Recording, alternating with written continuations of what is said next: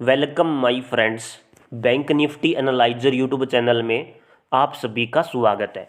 आज के दिन बाजार में हमें पहले तो कंटिन्यू गिरावट देखने को मिली। मार्केट लगातार एक सपोर्ट जोन एरिया तक नीचे गिरती रही और फिर सपोर्ट जोन एरिया में जाने के बाद एक अच्छा खासा पुल बैक दिखाती है। जो मार्केट पहले नेगेटिव चल रही थी वो बाद में पॉजिटिव में क्लोज हो जाती है और इस चीज़ को हम बोलते हैं लिक्विडिटी स्वीप। जी हाँ दोस्तों, मैंने आप सबको बता रखा है कि सेम दिन उसी दिन मार्केट पहले नीचे गिरे फिर वापस अपसाइड मोमेंटम में उठ जाए और पॉजिटिव क्लोजिंग दे दे तो उस चीज़ को लिक्विडिटी स्वीप बोलेंगे। कैंडल्स की फॉर्म में इस प्रकार से कैंडल बनती है ग्रीन रंग की। ये थोड़ा सा मैंने लाल रंग की बनाई है, बट इस प्रकार से पहले मार्केट नीचे गिरेगी फिर वापस अपसाइड मोमेंटम में उठ जाएगी और ग्रीन कैंडल बनेगी। आप ये देखो यार, ऐसी कैंडल बनेगी। ठीक है, तो इसे हम लिक्विडिटी स्वीप बोल देते हैं क्योंकि नीचे से बहुत ही ज़बरदस्त खरीदारी देखने को मिली है। वैल्यू बढ़ गई है उस चीज़ की, उस ऑप्शन की। ठीक है, तो एकदम से अपसाइड मोमेंटम में मूवमेंट आना लिक्विडिटी स्वीप होना कहलाता है। ठीक है, जो कि हमें पॉजिटिविटी की तरफ इशारा देता है। तो क्या मार्केट अब रिकवरी लेने वाली है, वापस अपसाइड मोमेंटम की तरफ जाने वाली है? इस वीडियो को देखने के बाद आपके सारे के सारे डाउट क्लियर हो जाएंगे। वीडियो को ध्यान से देखना, मज़ा आने वाला है, आपको बहुत कुछ सीखने को मिलेगा, ये मेरी गारंटी है। अब एक चीज़ आपने नोटिस की होगी, निफ्टी, बैंक निफ्टी, सनसेक्स, इन तीनों के अंदर एक छोटा सा गैप रह गया था। सनसेक्स के अंदर गैप रहा था नीचे की तरफ, तो मार्केट में सनसेक्स ने अपना गैप फिल कर दिया। निफ्टी के अंदर भी गैप फिल हो चुका था। ठीक है, बैंक निफ्टी के अंदर दो गैप रह चुके थे नीचे की तरफ है। अब एक गैप तो फिल हो चुका है नीचे की तरफ, डाउन साइड की तरफ, लेकिन एक गैप अभी भी बचा हुआ है। समझ रहे हो? अब मार्केट उस गैप को छोड़ेगी या फिल करेगी, वो मार्केट के हाथ में है। अगर पॉजिटिव कैंडल निकाल देती है तो मार्केट वापस अपसाइड मोमेंटम में जाएगी और फिर बाद में कहीं हमें डाउनफॉल देखने को मिलेगा। समझ रहे हो? अभी के लिए नहीं होगा वो। ये सारी चीज़ें समझ में आ जाएगी जब हम चार्ट पर एनालिसिस करेंगे। तो एक बढ़िया सा दाकड़ सा एनालिसिस करने के लिए दोस्तों हम सिंपल चार चीज़ों को फोकस में रखने वाले हैं और इन चार चीज़ों में सबसे पहले हम FIDI डाटा को देखेंगे। दूसरे नंबर पर मैं आपको कुछ इंपॉर्टेंट खबरें बताऊंगा, न्यूज़ बताऊंगा जिसका पॉजिटिव असर हमें बाजार पर देखने को मिल सकता है। जी हाँ दोस्तों, कल के दिन। तीसरे नंबर पर हम कुछ चुनिंदा स्टॉक्स का एनालिसिस करेंगे। इस चुनिंदा स्टॉक्स के अंदर एक तो है SBI बैंक का स्टॉक जिसका हम एनालिसिस करने वाले हैं, दूसरा है HDFC बैंक का स्टॉक, और चौथे नंबर पर दोस्तों हम इंडाइसिस, हिंदुस्तान के इंडाइसिस, बैंक निफ्टी और सनसेक्स का एनालिसिस करेंगे। निफ्टी का एनालिसिस मैंने कर दिया है, पहले ही वीडियो डाल रखी है, वो वीडियो आप देख सकते हो। तो अब फालतू टाइम वेस्ट ना करते हुए डायरेक्ट मुद्दे की बात करते हैं। FIDI डाटा को देख लेते हैं। FI continue selling. FI तो बहुत बड़ा हरामी हो चुका है, लगातार भारतीय शेयर बाजार से पैसा निकाल रहा है। आज भी इसने तकड़ी बिकवाली ठोक रखी है। 4,969 करोड़ रुपए की ज़बरदस्त बिकवाली है।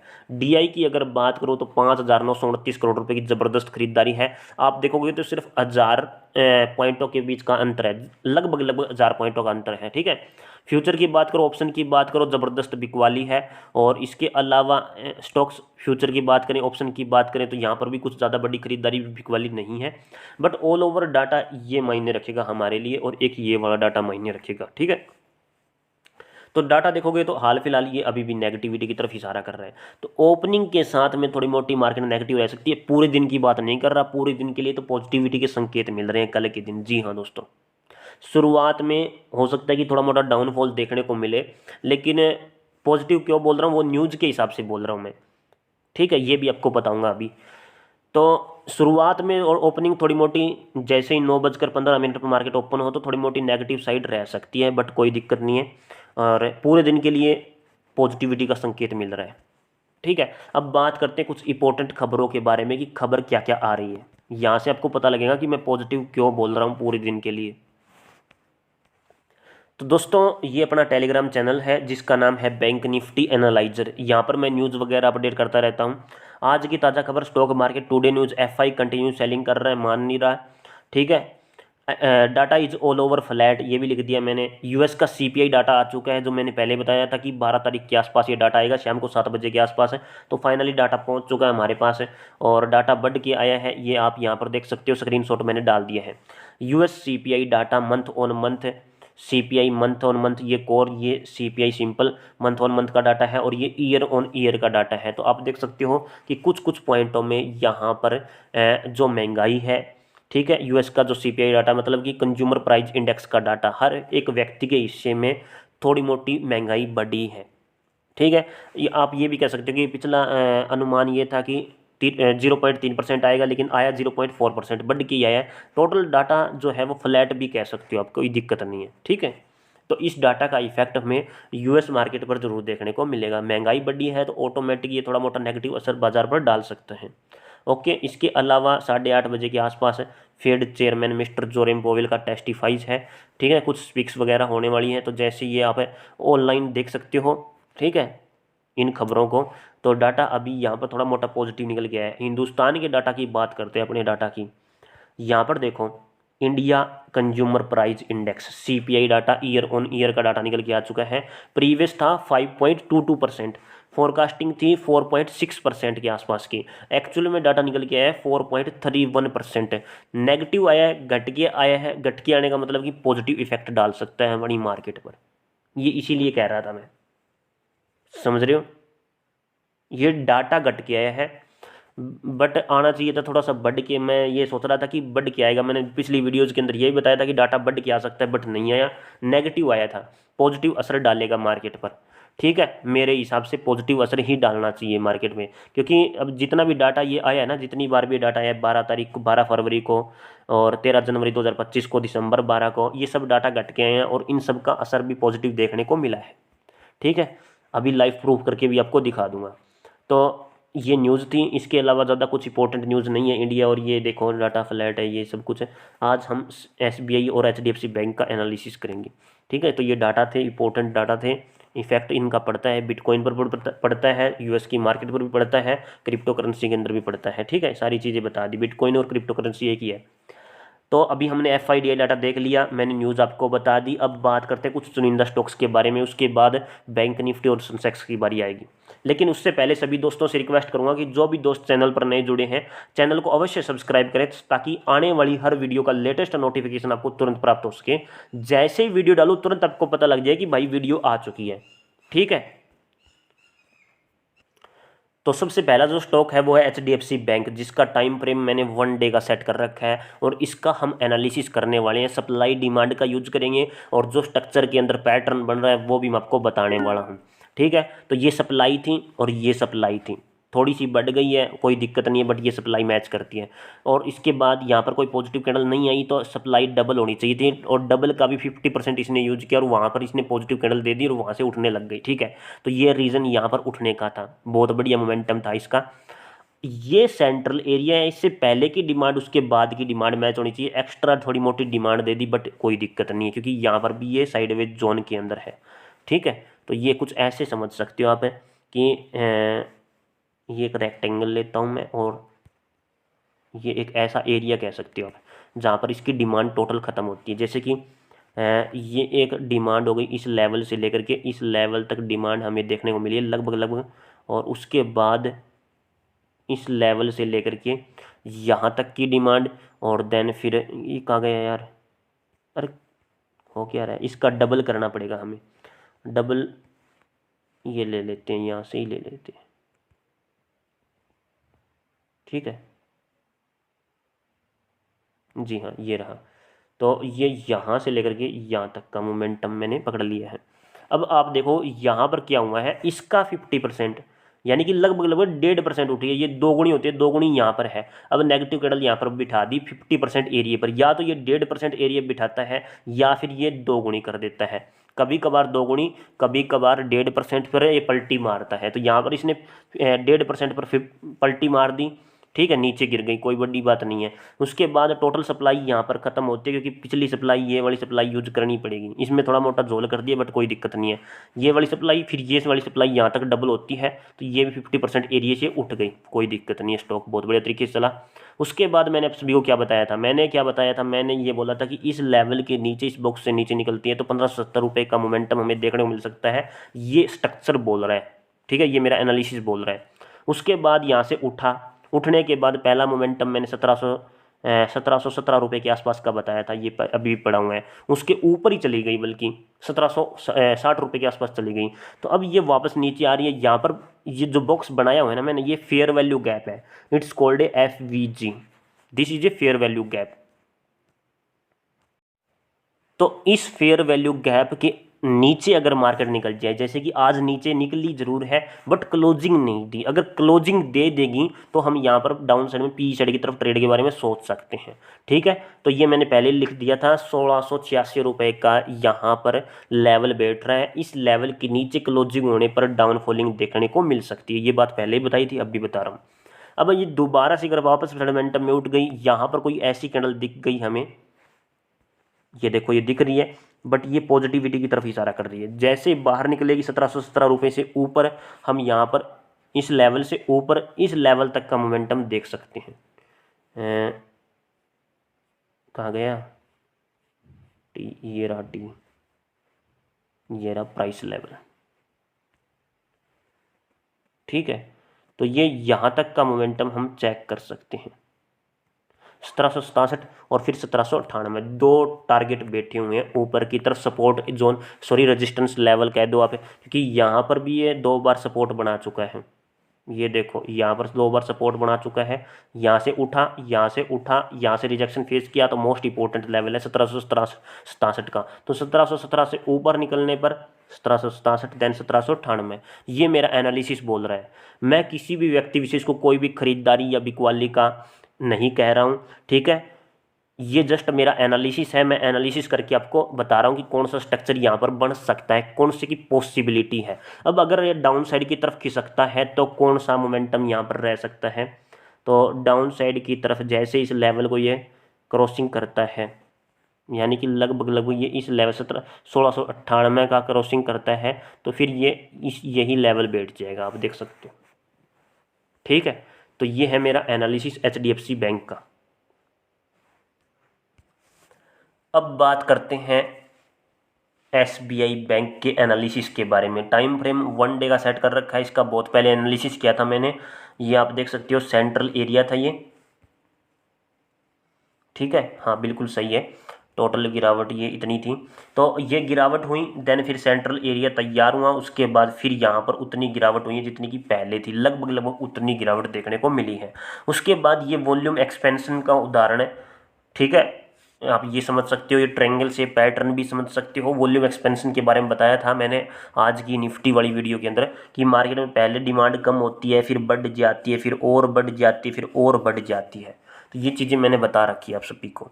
ठीक है, तो ये मार्केट में SBI बैंक ने इस पैटर्न को यूज किया हुआ है, ट्रायंगल से पैटर्न का यूज किया हुआ है। और जब भी ट्रायंगल से पैटर्न से बाहर निकलती है तो कौन सा पैटर्न बनता है, एक एन टाइप का स्ट्रक्चर बनता है, ऐसे करके ऐसे, सेम टू सेम वही बना हुआ, ये थोड़ा उल्टा है। जैसे कि अब ये ऐसे करके एक ट्रायंगल से पैटर्न बनी, इसके अंदर फ्लैक्चुएशन किया, ऊपर की तरफ निकली, नीचे आई, फिर ऊपर की तरफ निकल गई, तो ये एक एन टाइप का ऊपर की तरफ बनता है, ये पहले बन गया था। ठीक है, समझ रहे हो, तो ये कुछ वैसा ही है। अब यहाँ पर सपोर्ट जोन, यहाँ पर इसकी टोटल सप्लाई कंप्लीट होती है, ये मैंने पहले भी एनालिसिस करके आपको बताया था।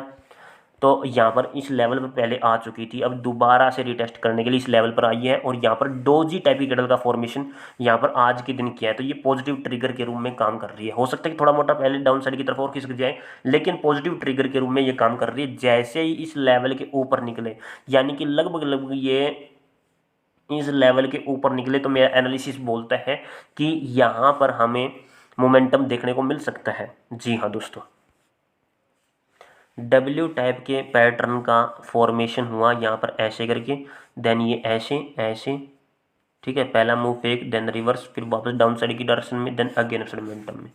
तो ये कुछ ऐसा पैटर्न यहाँ पर देखने को मिल सकता है।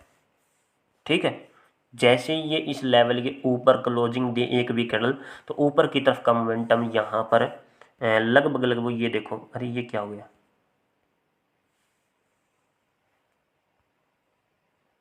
ये यहाँ तक का आप सोच सकते हो। ठीक है, एनालिसिस के हिसाब से, क्योंकि पहले ऊपर, देन फिर नीचे, देन फिर अगेन मोमेंटम में, और यही सपोर्ट जोन एरिया, अगर ये टूट गया 705 से, तो फिर डाउनफॉलिंग हमें दाखड़ देखने को मिल सकती है। जी हाँ दोस्तों, क्योंकि फिर ये एक यिंग यांग टाइप का एक कॉन्सेप्ट होता है, उसके अंदर ये काउंट हो जाएगा। तो ये लेवल्स थे, ये एनालिसिस था। अभी हाल फिलहाल इसके अंदर ये ट्रायंगल से पैटर्न, और उसके बाद ये एक एम टाइप के स्ट्रक्चर के अंदर ये चल रहा है, देन ऐसे करके ये ऐसे वाला मोमेंटम देखने को मिल सकता है। समझ रहे हो।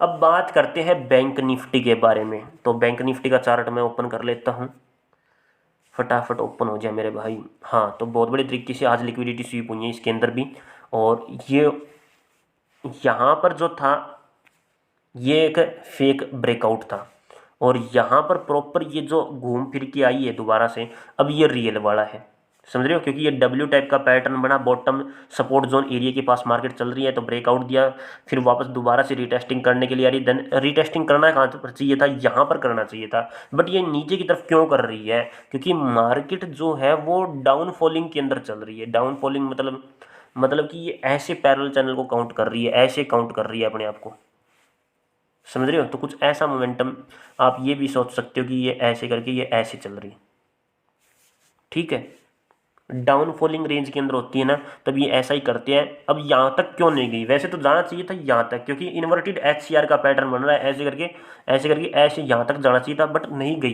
क्यों नहीं गई, क्योंकि ये ऐसे पैरेलल चैनल को फॉलो कर रही है, ऐसे करके ऐसे, ठीक है। नीचे से लिक्विडिटी स्वीप हो गई है। अब दोबारा से जब ये लेवल टूटेगा, लगभग ये 49,000 के आसपास का ये लेवल दोबारा से अगर ये टूटता है, तो हमें फिर से डाउन फॉलिंग देखने को मिल सकती है। बस इस लेवल को डाउन साइड की तरफ नोट करें, और जैसे ही मार्केट इस लेवल यानी कि 49,600 के ऊपर निकलती है, तो हमें ऊपर की तरफ ट्रेड के बारे में सोच सकते हैं, ठीक है। उसके बाद 49,800 का पहला टारगेट रहेगा हमारे लिए, ये रेजिस्टेंस लेवल की तरह काम करेगा, ये मेरा एनालिसिस कह रहा है। तो ऊपर की तरफ 200 पॉइंट है, जैसे 49,800 के लेवल क्रॉस करती है, तो ये लगभग 50,200 के आसपास का मोमेंटम हो जाएगा। जी हाँ दोस्तों, तो आप देख सकते हो लगभग 400 पॉइंटों का ऊपर की तरफ फिर से मोमेंटम बैठ जाएगा 49,000 के लेवल को तोड़ने पर। 49,200 ये लेवल भी आप नोट कर सकते हो, 49,200 का लेवल। अगर ये लेवल टूटता है तब भी हम पी साइड की तरफ स्कैल्पिंग के बारे में सोच सकते हैं, बट एज ए स्कैल्पिंग, ठीक है। तो ये लेवल है महत्वपूर्ण, और उसके बाद 49,000 का लेवल मैंने आप सभी को बता ही दिया है। ओके, एक्चुअली में मार्केट कर क्या रही है, निफ्टी के अंदर भी समझाया था, अब भी आपको दोबारा से समझा रहा हूँ। मार्केट में पहले ये डिमांड आई, ये वाली डिमांड आई, देन फिर ये वाली डिमांड आई, और अब यहाँ पर फिर से डिमांड आ रही है, बट इस बार वाली जो डिमांड है वो थोड़ी सी अलग टाइप की है। जैसे कि ये वाली डिमांड में अंतर क्या है, बीच में ये देखो क्या हो रहा है, और इस वाली डिमांड के अंदर बीच में देखो ये क्या हो रहा है, और इस वाली डिमांड के अंदर बीच में क्या हो रहा है, ये वाला सीजन सा बना हुआ है, ठीक है, नीचे की तरफ का मोमेंटम सा आ रहा है, और फिर उसके बाद अपने मोमेंटम की तरफ, ठीक है। तेजी तो धाकड़ आएगी जैसे इस लेवल को क्रॉसिंग करेगी, ये मेरा एनालिसिस के हिसाब से मैं आपको बता रहा हूँ, क्योंकि सपोर्ट जोन एरिया है, बार बार इसी लेवल से सपोर्ट बनाया गया है, रिजेक्शन लिया गया है, तो एक IFC, it's called a institutional funding candle, ठीक है, वही ऊपर की तरफ क्रॉसिंग करके बताएगी। 15 मिनट के टाइम फ्रेम में चलते हैं। 15 मिनट के टाइम फ्रेम में यहाँ पर आपको देखने को मिलेगा फेयर वैल्यू गैप। जी हाँ दोस्तों, it's called a fair value gap, ये रहा फेयर वैल्यू गैप, क्रॉसिंग होते ही ऊपर की तरफ का मोमेंटम, ठीक है। और यहाँ पर भी नीचे की तरफ भी एक फेयर वैल्यू गैप बैठा हुआ है, अटका हुआ है मार्केट के अंदर, तो जैसे ही अगर ये डाउन साइड की तरफ क्रॉसिंग करे, तो इस लेवल के नीचे पी साइड की तरफ का मोमेंटम होगा, जस्ट इस लेवल के नीचे, ये आप देख सकते हो, ये फेयर वैल्यू गैप के अंडर में आएगा, और इस लेवल के ऊपर अगर ये निकलती है तो सी साइड की तरफ का मोमेंटम होगा, ठीक है, ये बता रहा है ये। अब बात करते हैं सेंसेक्स के बारे में। सेंसेक्स का 1 डे का टाइम फ्रेम मैं यहाँ पर सेट करना चाहूँगा, और 1 डे के टाइम फ्रेम में यहाँ पर भी लगभग सपोर्ट जोन एरिया की पास से मार्केट वापस से उठी हुई है, तो बहुत ही अच्छी बात है ये भी, ठीक है। सेम स्ट्रक्चर है, कोई लंबी चौड़ी कहानी नहीं है। यहाँ पर डिमांड थोड़ी ज़्यादा थी, फिर और कम हो गई, फिर और कम हो गई। अब ये बीच में एक सेंट्रल एरिया की तरह काम कर रहा था, ये भी सेंट्रल एरिया की तरह काम कर रहा है, और अब देखते हैं कि ये चीज़ क्या है। ये देखते हैं कि ये वाली चीज़ यहाँ पर मामूली सी है, छोटी सी है, जो कि क्या कहते हैं उसको, सेंट्रल एरिया की तरह काम कर रही है, तो बहुत ही छोटी सी डिमांड रह गई है। इसके बाद सप्लाई ये थी, पहले सप्लाई ज़्यादा थी, फिर और कम हो गई, अब देखते हैं कितनी रहने वाली है, ठीक है। उसके बाद एकदम से हावी हो जाएगी डिमांड, ठीक। तो जैसे ही अपने हाई को क्रॉस करें, इस लेवल को क्रॉस करें, हाई को, आज वाली कैंडल की हाई को क्रॉसिंग करें, तो ऊपर की तरफ का मोमेंटम 76,800 का पहला टारगेट रेजिस्टेंस लेवल की तरह रहेगा, दूसरा फिर 77,300 के आसपास का मोमेंटम हो जाएगा, ठीक है। और डाउन साइड में जैसे 76,000 के लेवल को क्रॉसिंग करें तो हम डाउन साइड में पी साइड की तरफ ट्रेड के बारे में सोच सकते हैं 75,600 तक का, यानी कि लगभग 400 पॉइंट डाउन साइड की तरफ रहेंगे हमारे लिए। ओके, 15 मिनट के टाइम फ्रेम में यहाँ पर